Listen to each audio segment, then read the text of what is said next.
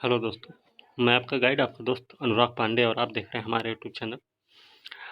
अर्थशास्त्र की एक विशेष सीरीज चला रहे हैं जिसमें आगामी परीक्षाओं में होने वाले जो आगामी परीक्षाएं होंगी उसमें जो प्रश्न आए उनके लिहाज से महत्वपूर्ण होगा और कोशिश की गई है कि एक भी प्रश्न आपसे मिस ना हो। इन्हीं बातों को ध्यान में रखते हुए अर्थशास्त्र के इस सीरीज को, जिसमें 4 या 5 से 6 वीडियो रहेंगे करीब, और टोटल बेस्ड होंगे आपके पेपर से। हो सकता है कि उसमें कुछ ऐसी भी चीज़ें होंगी जो आपके पेपर में पहले आई होंगी, कहीं ना कहीं किसी न किसी पेपर में आपके पूछा जरूर गया होगा वो प्रश्न।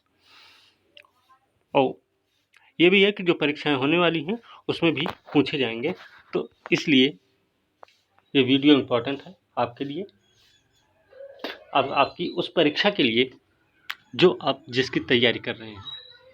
ठीक है, तो वीडियो को ध्यान से सुनने की ज़रूरत है, वीडियो को अंत तक देखने की ज़रूरत है, और वीडियो अच्छी लगे तो अंत में जाके भाई लाइक शेयर भी कर सकते हैं, साथ में चैनल को भी सब्सक्राइब करिए। ठीक है, तो हम क्रैश कोर्स अवेलेबल है भाई, जो कि बहुत नाम मात्र की फीस में ही बीपीएससी 67th के लिए, RO 2021 के लिए, बिहार CDPO के लिए भी है और बिहार दरोगा के लिए भी है। ठीक है, इनकी फीस बहुत ही कम है। यूपी PCS एग्ज़ाम के बाद ये फीस बढ़ा दी जाएगी और कम से कम इनकी फीस यूपी PCS के बाद 1499 प्लस कर दी जाएगी। अभी फीस मात्र 300 रुपये है। ठीक है, तो अभी अगर आप एडमिशन लेना चाहते हैं तो ले सकते हैं, नहीं तो यूपी PCS एग्ज़ाम के बाद जब आपको भरोसा हो जाएगा कि यहाँ से बहुत सारे प्रश्न आ सकते हैं तब आप लेंगे, और उसके लिए फीस आपको ज़्यादा देनी पड़ जाएगी। ठीक है, और उसमें कोई कमी नहीं की जाएगी फिर। ठीक है, और अधिक जानकारी के लिए आप इस नंबर पर संपर्क कर सकते हैं, ये हमारा मोबाइल नंबर है। चलिए शुरू करते हैं हम आज का दूसरा वीडियो रहेगा। ठीक है, पहला वीडियो अपलोड हो चुका है और उसको आप लोगों ने अच्छे से देखा भी है। ठीक है, तो हमें भरोसा है कि वीडियो आपको अच्छी लगी है, तो इसलिए आज ये दूसरी वीडियो भी हम रेडी करेंगे। तो चलिए शुरू करते हैं आज की वीडियो। कल हम यहाँ तक देखे थे पूंजीगत माल निर्यात संवर्धन स्कीम तक, है ना। यहाँ तक हमने आपको बताया था। इसके आगे आज हम चलेंगे सीमा शुल्क मुक्त आयात स्वीकृति। क्या है ये? निर्यात पश्चात आधार पर जारी किया जाता है। किसके लिए? उत्पादों के लिए। ठीक है भाई, याद रखना, ये उत्पादों के लिए जारी किया जाता है। ठीक है, ओके। निर्यात पश्चात आधार पर जारी किया जाता है, किसके लिए? उत्पादों के लिए, जिसके लिए मानक आगत निर्गत मानक अधिसूचित किए जाते हैं। याद रखना। उद्देश्य क्या है इसका? इसका उद्देश्य भैया, एक बार निर्यात होने के बाद मानक जो होगा वो आगत निर्गत मानक के अनुसार आयातित आगत या स्वीकृति स्कीम के प्रावधान अग्रिम स्वीकृति स्कीम के ही समान होगा। ठीक है, एक प्रश्न आया हुआ ये, भारत की विदेश व्यापार नीति से संबंधित जो मंत्रालय उसका नाम क्या है? तो उसका नाम है वाणिज्य और उद्योग मंत्रालय। याद रखना इसको। अंतर्राष्ट्रीय संगठन से भी प्रश्न पूछे जाते हैं, कब इनका गठन हुआ, इसका मुख्यालय कहाँ है, इसमें कितने सदस्य देश हैं, अंतिम सदस्य कौन बना, है ना, ये सारी चीज़ें पूछी जाती हैं। तो इससे भी एक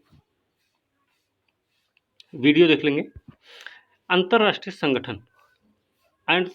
संगठन में सबसे पहले हम IMF की बात करेंगे, अंतर्राष्ट्रीय मुद्रा कोष की बात करेंगे। इसकी स्थापना 1944 में हुई है। 1944 द्वितीय विश्व युद्ध चल रहा था, उसी दौरान इसकी स्थापना हुई है। इसमें सदस्य देशों की जो सदस्यता है वो 27 दिसंबर 1945 से प्रभावी। सदस्य देशों की सदस्यता 1945 से प्रभावी है। भारत इसका संस्थापक सदस्य रहा है।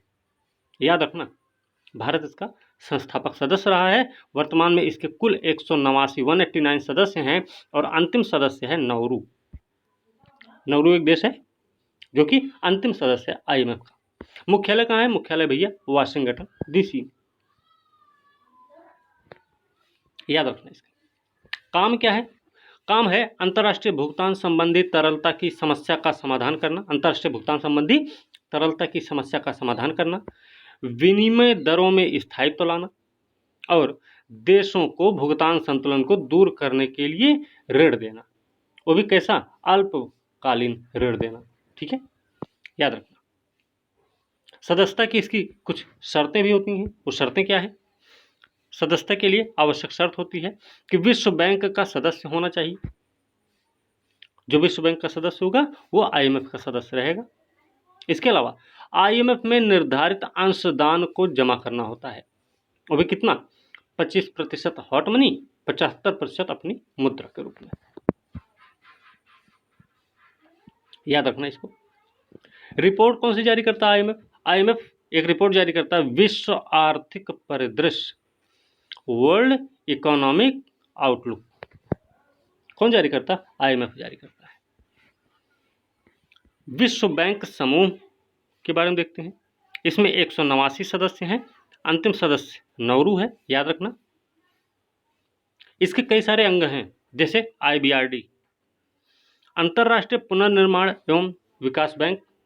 इसकी स्थापना 1944 में हुई है। दूसरा है अंतर्राष्ट्रीय विकास परिषद IDA, इसकी स्थापना हुई 1960 में। यह इसी IDA को या अंतर्राष्ट्रीय विकास परिषद को सॉफ्ट लोन खिड़की भी कहा जाता है।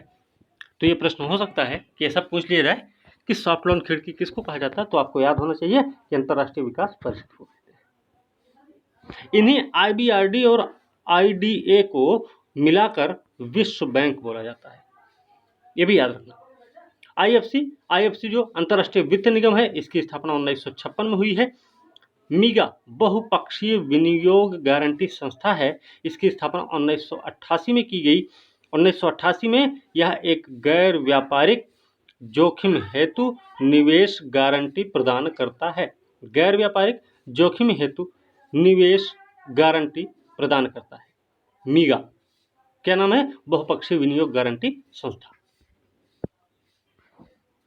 और है अभी एक ICSID क्या है? ये निवेश विवादों के निपटारे हेतु अंतर्राष्ट्रीय संगठन, ICSIO है। ठीक है, निवेश विवादों के निपटारे हेतु अंतर्राष्ट्रीय संगठन। इसकी स्थापना 1966 में हुई।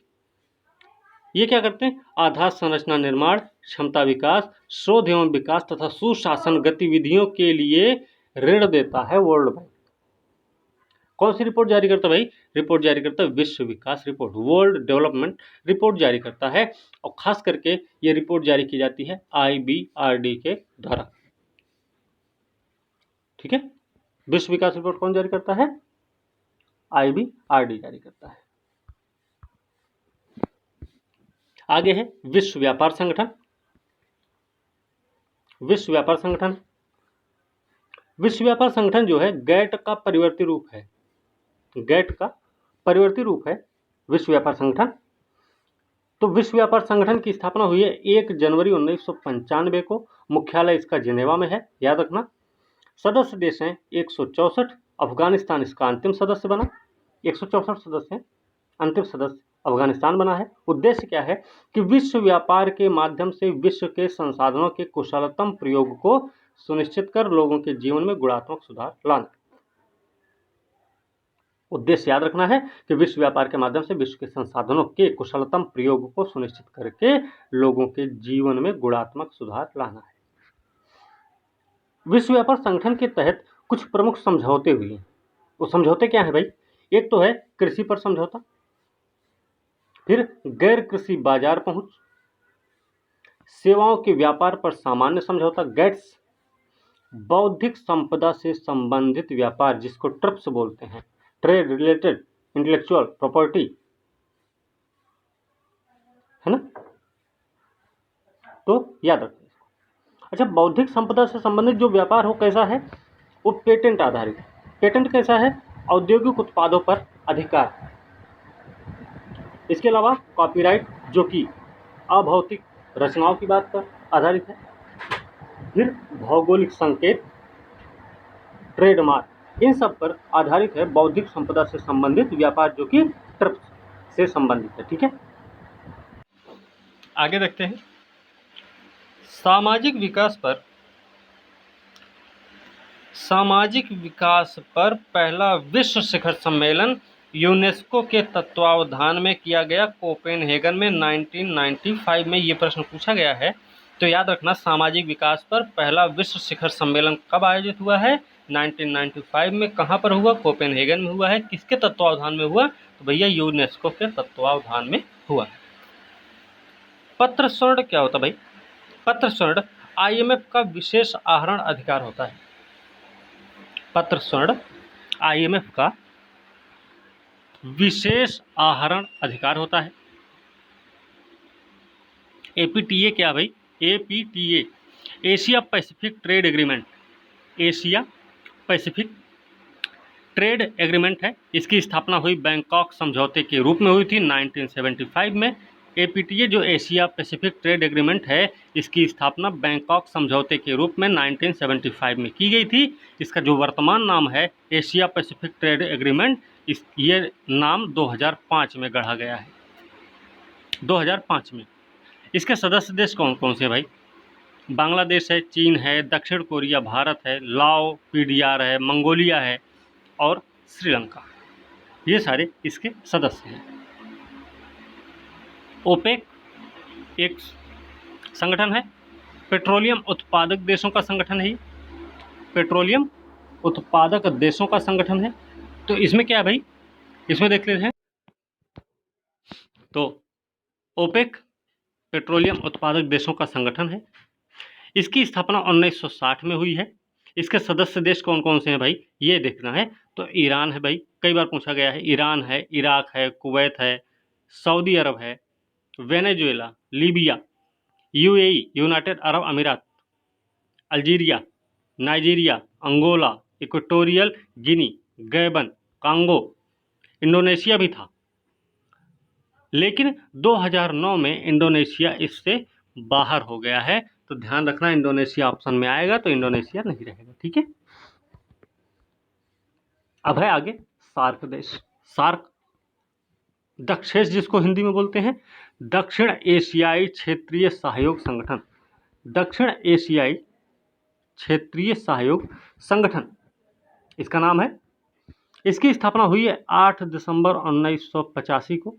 8 दिसंबर 1985 को दक्षिण एशियाई क्षेत्रीय सहयोग संगठन की स्थापना हुई। मुख्यालय इसका है काठमांडू में, नेपाल की राजधानी जो कि है। इसके सदस्य देश कौन कौन से भाई? तो इसके सदस्य देश हैं बांग्लादेश, नेपाल, भूटान, भारत, पाकिस्तान, अफगानिस्तान, श्रीलंका, मालदीव। ये इसके सदस्य देश हैं सार्क के। और याद रखना, अफगानिस्तान की को कब जोड़ा गया? इसमें 14वां सम्मेलन हुआ था 2007 में, ये तब सदस्य बना है। 14वें सम्मेलन के दौरान 2007 में अफगानिस्तान को सार्क का सदस्य बनाया गया। ठीक है, इससे कुछ संबंधित पॉइंट भी हैं कि सदस्य देशों को प्रशिक्षण देने के लिए भारतीय अनाज भंडारण प्रबंधन अनुसंधान संस्थान की स्थापना 1958 में हापुड़ में हुई थी। सदस्य देशों को प्रशिक्षण देने के लिए भारतीय अनाज भंडारण प्रबंधन और अनुसंधान संस्थान की स्थापना 1958 में हापुड़ में हुई थी, जिसे 1968 में UNDP की सहायता से लुधियाना और बापटला जो कि इस समय हैदराबाद में हो गया है, की गई। वर्तमान में इसका नाम क्या रखा गया? वर्तमान में इसका नाम है भारतीय अनाज संचयन प्रबंधन अनुसंधान संस्थान। ठीक है, शॉर्ट नेम है IGMRI। 1996 में किया गया। ठीक है, ये भारत में जो पहला सम्मेलन हुआ है, इसका जो भारत में पहला सम्मेलन हुआ वो हुआ है 1986 में। भारत में जो पहला सम्मेलन हुआ वो हुआ 1986 में। लेकिन जो पहला सम्मेलन हुआ था, इसका पहला सम्मेलन हुआ था, वो हुआ था ढाका, बांग्लादेश में। इसका पहला सम्मेलन ढाका में हुआ, जो कि बांग्लादेश की राजधानी है। लेकिन भारत में जो पहला सम्मेलन हुआ वो हुआ 1986 में। ठीक है ना, तो याद रखना इसको। आगे है ब्रिक्स। अब ब्रिक्स देख लेते हैं। ब्रिक्स क्या है भाई? 5 अग्रणी उभरती हुई अर्थव्यवस्था वाले देशों का समूह है। 5 अग्रणी उभरती हुई अर्थव्यवस्थाओं वाले देशों का समूह है। यह ना तो अंतरराष्ट्रीय अंतर संगठन है और ना ही किसी संधि के तहत स्थापित है। किसी संधि के तहत नहीं स्थापित है और ना ही कोई अंतर संगठन है। यह 5 देशों का एकीकृत प्लेटफॉर्म है। इसका 11वां सम्मेलन हुआ था 2019 में ब्रासिलिया में। ब्रासिलिया में इसका 11वां सम्मेलन हुआ 2019 में। इसकी थीम थी ब्रिक्स, एक अभिनव भविष्य के लिए आर्थिक विकास। ठीक है। एनडीबी इसी के द्वारा स्थापित है। नेशनल डेवलपमेंट बैंक जिसको बोलते हैं। ये फोर्टालीजा, एनडीबी जो था वो फोर्टालीजा ब्राजील में 6ठा सम्मेलन हुआ था 2014 में। तो 2014 में जो ब्राजील के फोर्टालीजा में सम्मेलन हुआ था 6वां, उसी में एनडीबी की स्थापना हुई थी। जो एनडीबी के प्रथम अध्यक्ष बने वो थे केवी कामथ, भारत के रहने वाले थे। एनडीबी के पहले अध्यक्ष कौन बने? केवी कामथ। उद्घाटन किसने किया? केवी कामथ ने इसका उद्घाटन किया है। और कहाँ पर किए? शंघाई में, वो भी 2015 में। 2015 में शंघाई में इसका उद्घाटन हुआ केवी कामथ के द्वारा। पहले अध्यक्ष बने केवी कामथ। इसकी शुरुआत जो हुई थी वो $100 अरब के साथ की गई थी। याद रखना। 2001 में गोल्डमैन सैक्स के अर्थशास्त्री रहे जिम ओनील के द्वारा ब्रिक शब्द गढ़ा गया था। 2001 में गोल्डमैन सैक्स के अर्थशास्त्री हैं जिम ओनील के द्वारा ब्रिक BRIC ब्रिक शब्द गढ़ा गया। 2009 में इसका पहला सम्मेलन हुआ येकातेरिनबर्ग, रूस में। ब्रिक का पहला सम्मेलन 2009 में हुआ रूस के येकातेरिनबर्ग में। 2011 में क्या हुआ कि 2011 में सान्या सम्मेलन हुआ था चीन में। सान्या सम्मेलन हुआ जिसमें दक्षिण अफ्रीका को भी शामिल किया गया।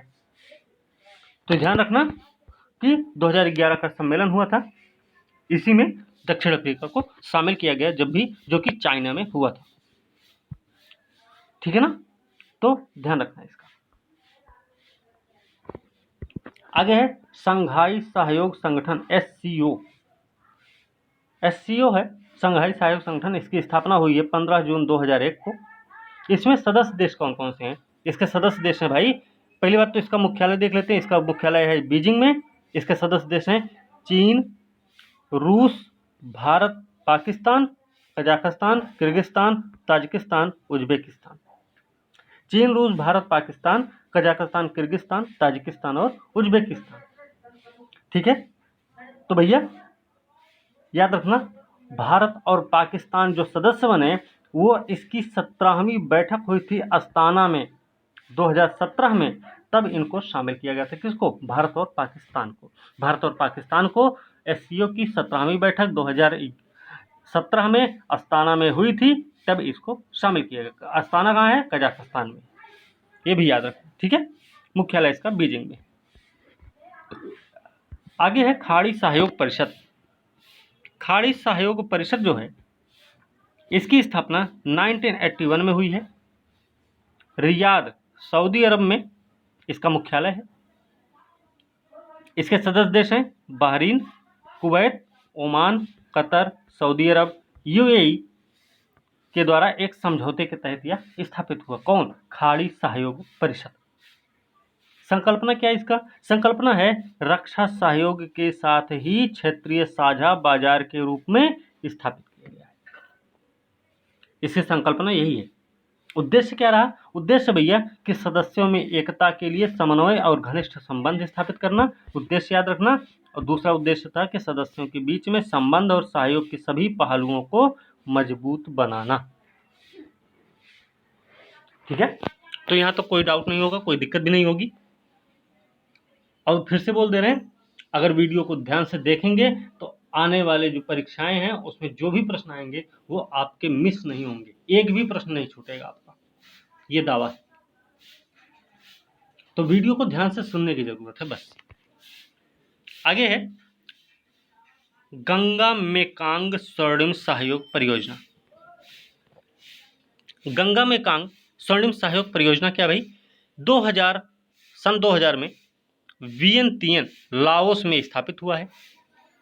सन 2000 में वियंतियन लाओस में यह स्थापित किया गया। ठीक है, तो इसकी स्थापना कब हुई है, सन 2000 में लाओस की राजधानी वियंतियन में इसकी स्थापना हुई, गंगा मेकांग स्वर्णिम सहयोग परियोजना की। इसमें भारत और उसके पड़ोसी देश, भारत और उसके पड़ोसी देश जो हैं, भारत और उसके पड़ोसी देशों के बीच यातायात पर्यटन, एक मिनट,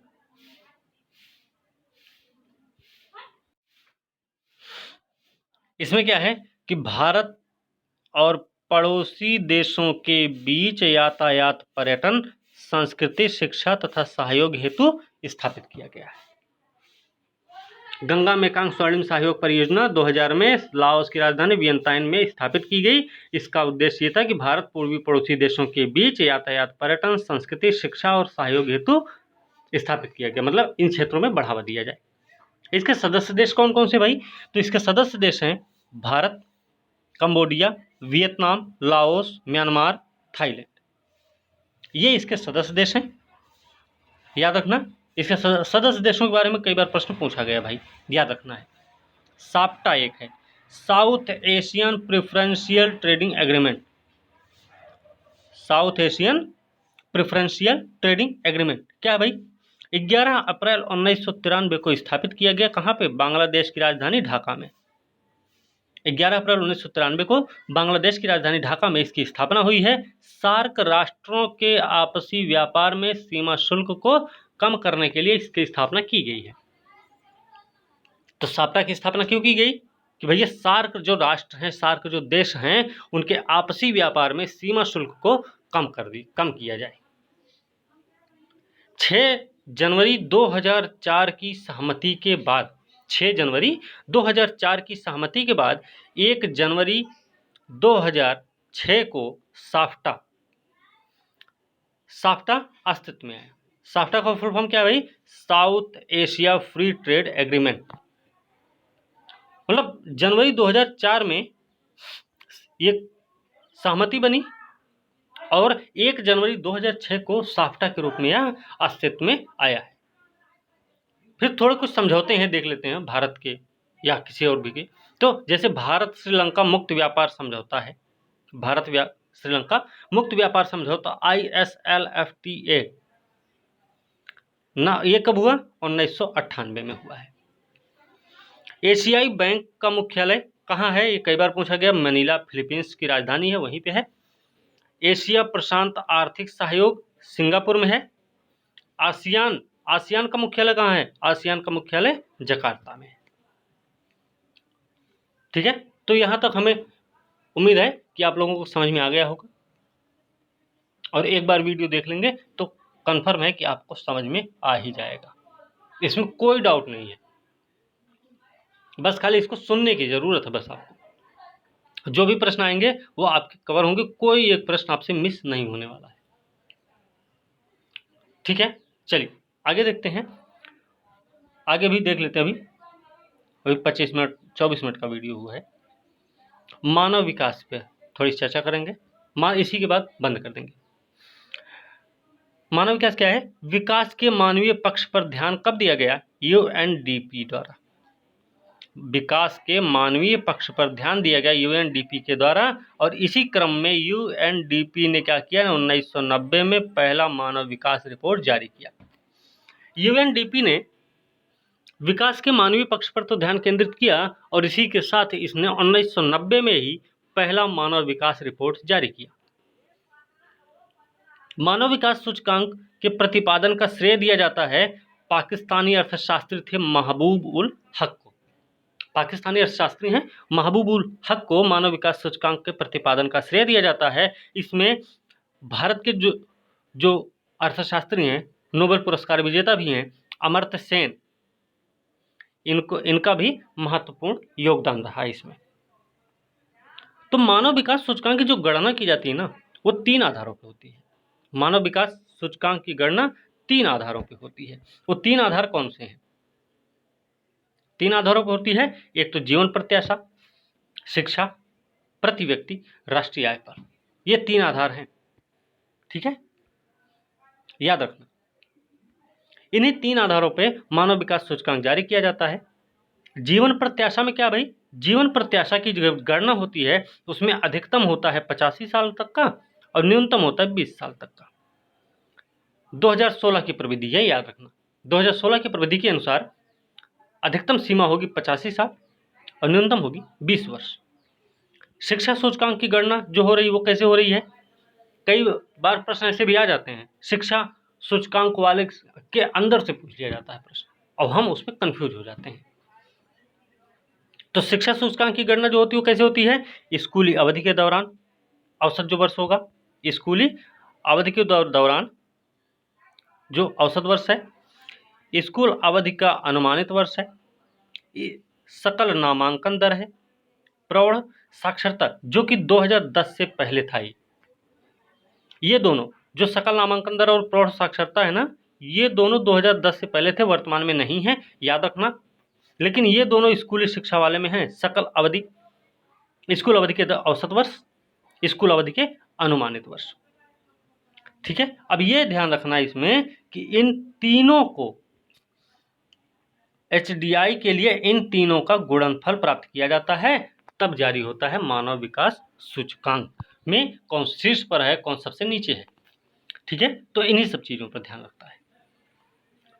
नोट करके देख लीजिए, नोट है थोड़ा सा कि 2010 से पहले मानव विकास रिपोर्ट में मानव विकास सूचकांक के साथ साथ असमानता समायोजित मानव विकास सूचकांक और बहुआयामी निर्धनता सूचकांक, लैंगिक असमानता सूचकांक का भी प्रकाशन किया जाता है 2010 से।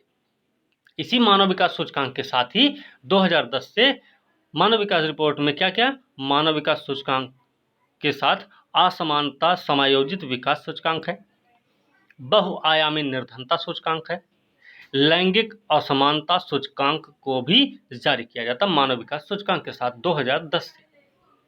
तो याद रखना इसको भी।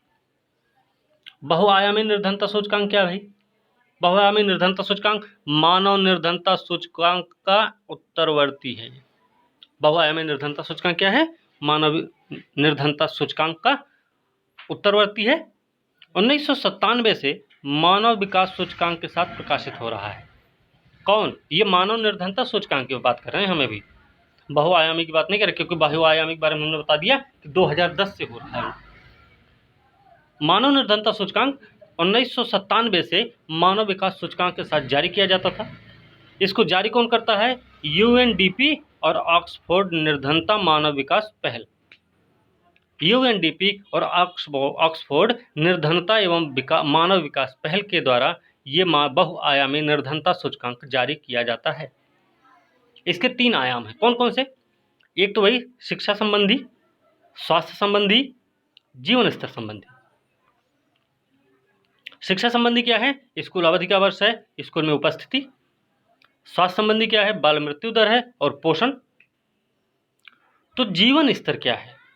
जीवन स्तर में कुछ चीजों को शामिल करते हैं, जैसे विद्युत, स्वच्छता जो शौचालय, पेयजल, आवासीय फर्श, ठीक है, भोजन पकाने का ईंधन, फिर परिसंपत्ति। तो इन सारी चीजों को बहुआयामी निर्धनता सूचकांक में इन 3 आयामों के उप आयाम के रूप में शामिल किया जाता है, ठीक है। इसमें थोड़ा सा नोट करके देख लेते हैं भी। एक है कि भारतीय राज्यों में सबसे पहले मध्य प्रदेश ने 1995 में मानव विकास रिपोर्ट प्रकाशित किया। तो प्रश्न आ सकता है कि भारतीय राज्यों में सबसे पहले मानव विकास रिपोर्ट किसने प्रकाशित की थी, किस राज्य ने की थी? तो आपको पता होना चाहिए कि मध्य प्रदेश ने की थी। कब की थी? 1995 में। उसके बाद उसके बाद अच्छा मध्य प्रदेश ने किया तो अपने यहाँ का किया होगा मध्य प्रदेश के लिए। अब 2002 से योजना आयोग के द्वारा पहली राष्ट्रीय मानव विकास रिपोर्ट प्रकाशित की जा रही है। तो अब योजना आयोग जब कर रही तो पूरे देश के लिए करेगी, तो पूरे देश के लिए पहला राष्ट्रीय मानव विकास रिपोर्ट प्रकाशित हुआ 2002 में, किसके द्वारा? योजना आयोग के द्वारा। एक वैश्विक भूखमरी सूचकांक भी है। वैश्विक भूखमरी सूचकांक क्या भाई? इसको कौन जारी करता, पहले तो ये देखना है। तो अंतरराष्ट्रीय खाद्य नीति शोध संस्थान के द्वारा, IFRI द्वारा, अंतरराष्ट्रीय खाद्य नीति शोध संस्थान के द्वारा वैश्विक भूखमरी सूचकांक जारी किया जाता है। इसका सूचक क्या है? सूचक है वैश्विक भूखमरी का अल्प पोषण, अल्प वजन, बाल ठिगनापन, बाल मृत्यु दर। इन 4 आधारों पर वैश्विक भूखमरी सूचकांक जारी किया जाता है, वो भी अंतरराष्ट्रीय खाद्य नीति शोध संस्थान के द्वारा।